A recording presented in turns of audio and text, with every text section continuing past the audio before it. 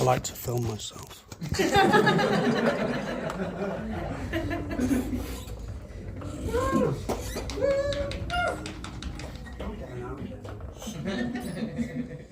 Right, hello everyone. I swear too much. I swear too much when I'm doing my comedy, and I found out I swear too much when I'm in the car. Now, how I found out I swear too much in the car was my son was 4 and he stubbed his toe and he went, "Fuck's sake." And I just burst out laughing, and the daggers I was getting from my missus were ridiculous. And I was like, "Where have you heard that?" And she was like, "Yeah, where have you heard that?" Blaming me. And so my son was like, "Well, Daddy, when you had to slam the brakes on and the shiny car nearly crashed into him."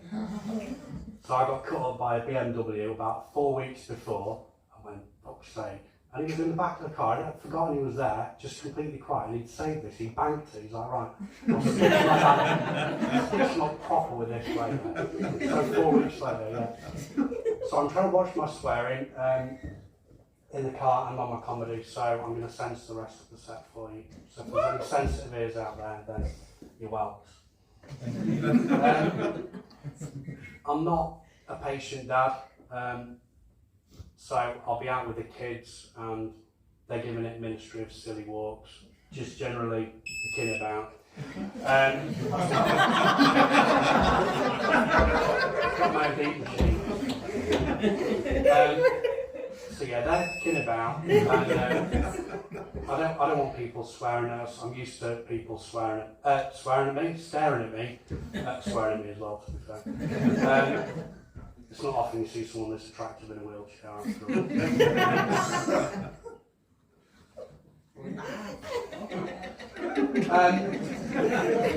So yeah, they're just drawing lots of attention to us and messing about, and then I was just like, "Oh, will you just walk normally?" The guy walking past was like, "You can fucking talk." Yeah, fair point. Give us a cheer if you're married or in a long-term relationship. Give us another cheer if your partner has changed significantly for the worse in that time.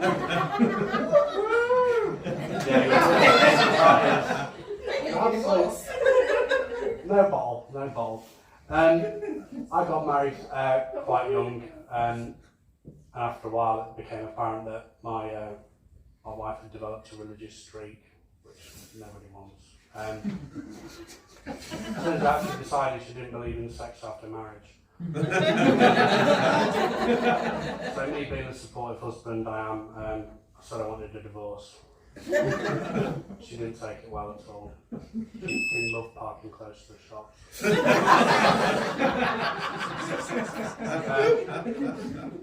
So yeah, I said I wanted a divorce, and Shane went and nicked my wheelchair. Did you believe that? No. Well, it's made up, but you know, for the show. Yeah, she nicked my wheelchair. Yeah, guess who went crawling back? So, anyway, I got the wheelchair back. And then I got divorced. I got a bigger chair, you don't like that, fair enough. Yeah, and as is the modern way, I announced my divorce on Facebook. So, I can't remember exactly what I put, but just something that would make me sound like I was completely not bitter and just a really reasonable person, so anyone would assume that it was bound to be her fault.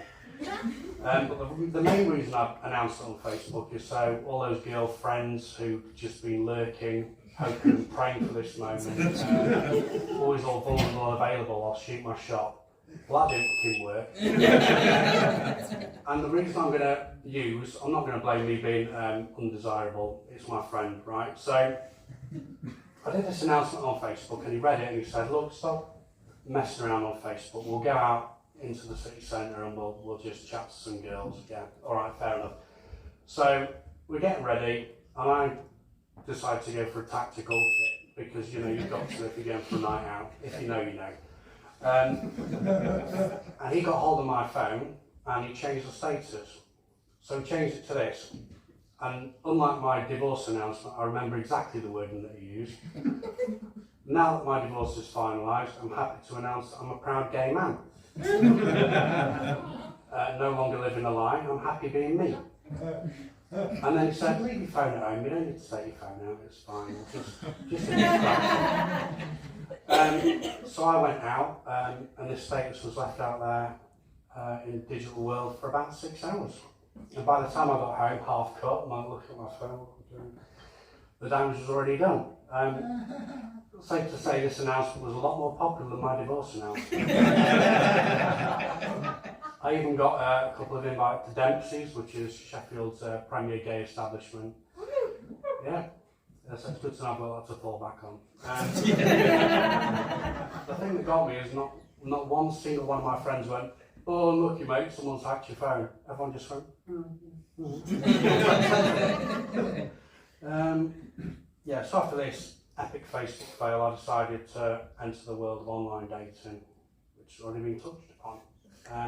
And I did some catfishing as well. So,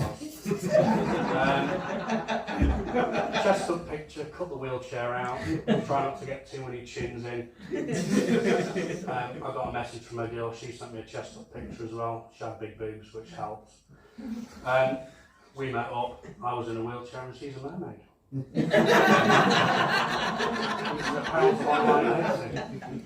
Plentyoffish.com. See you there.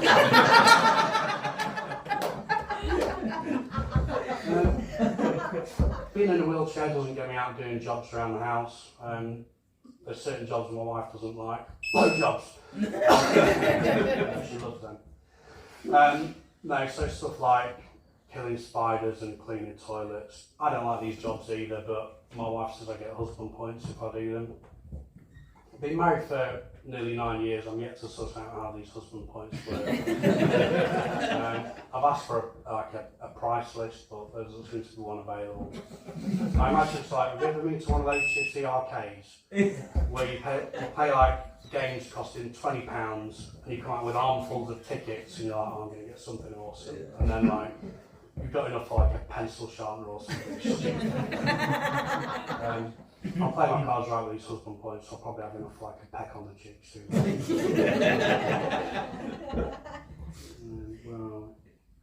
I'll tell you a bit more about being in a wheelchair. That's exciting, isn't it? Strap yourselves in. Practical advice, because if you're driving around, it's really easy to just like hit a curb and before you know it, you're on the floor like that. Wheelchair on top of you. No one will come and help you. In this day and age, some fucker will take a picture of you, turn you into a meme. There's a picture of you like that, and they've captioned it, what's worse than being in a wheelchair? Not being in a wheelchair.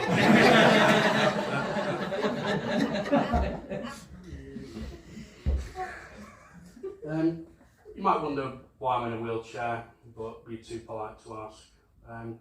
Old people aren't, they don't give a what's brought this on then? Just fancy a wheelchair today, mate. Or they flag me down and just say, well done you. I get congratulated for leaving the house, it's amazing.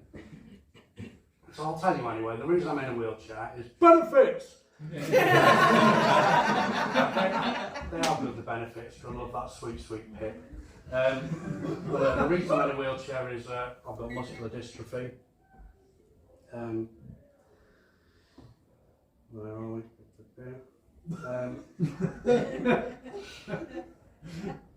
Yeah, and when I got diagnosed, my parents felt quite guilty for giving me the bad genes, and rightly so. Sometimes guilty parents give back presents. So the following year I got £60 in a card for my birthday. Brilliant, I thought. £60 wasn't for me. It's an hour-long consultation with an angel healer. Now, angel healers, if you've not heard of them, and why would you, because it's absolute batch. They told my mum that they could cure muscular dystrophy and cancer over the medium of Skype. Well, as you can see, as I stand here before you, boring success. No, to be fair, I didn't actually go through with it in the end. Who knows what could have been or could have been off benefits. No, if I was going to chat to someone online for £1 a minute, it wouldn't be a fucking angel here.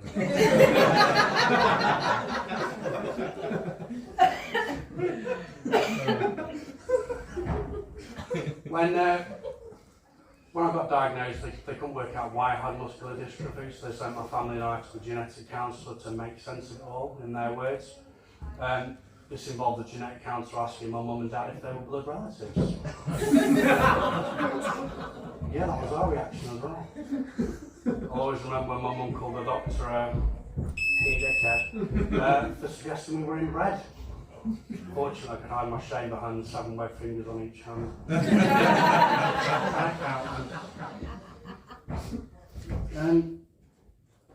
I'd like to get serious now, if I could. We're in a cost of living crisis, so Russia invaded Ukraine, so for reasons unknown to me, everything's doubled in price. So I've noticed some adverts can be quite misleading, so I've kind of made a list of these for you, so you can just be aware of the tricks that they use and maybe save yourself some money or avoid some pitfalls. So number 1, cordless vacuum cleaners. 20 minutes run time, enough to clean your house twice. Except it's not 20 minutes, is it? If you look at that little asterisk where people just are allowed to tell barefaced lies, it's 20 minutes on regular, the level of suction that wouldn't even get Donald Trump off. To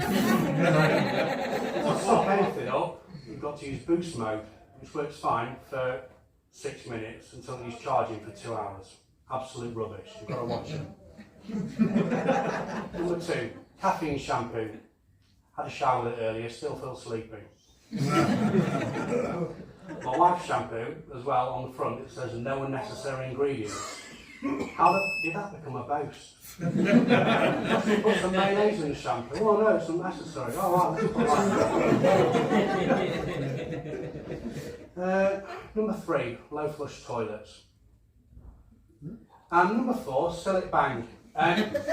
Does anyone know which celebrity advertised Still It Bang? Barry Scott. Barry Scott. No, shout it out like he does. Barry Scott. Barry Scott, yeah. Right, so just kind of celebrity endorsements in general, right? Barry Scott, I looked him up because I'm a sad bastard. Barry Scott is a bloke called Neil. Right? So not only does he not have any cleaning credentials, it's just made up. But it just comes up, hi, I'm Barry Scott. Alright, I'll best buy some cleaner then. I'd like to leave you with nationwide sun awnings. So, these used to be advertised by the former Chief of Merseyside Police. Why?